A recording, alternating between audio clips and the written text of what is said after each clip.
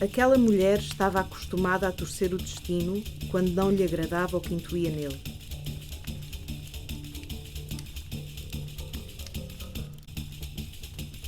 Aquela mulher rebelava-se cada manhã diante de um espelho, com o seu cabelo selvagem, cobrindo as cicatrizes da vida que levara antes de pôr lenços de broados, saiote e saia.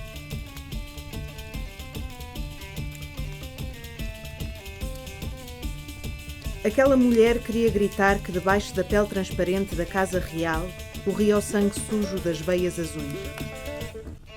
E que não é bom mostrar a podridão. Porém não se arriscava a que a acusassem de terrorismo, desacato ou bruxaria.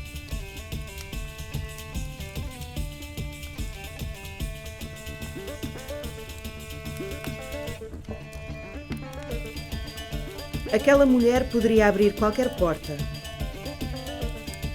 Poderia ter qualquer aspecto, qualquer idade, qualquer cor no sangue. Vermelho, como os lábios da princesa viva. Violeta, como os lábios da princesa morta.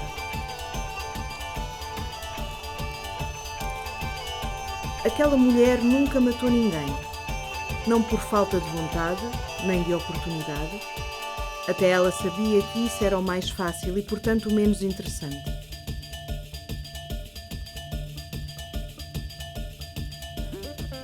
Aquela mulher não desempenhava nenhum papel.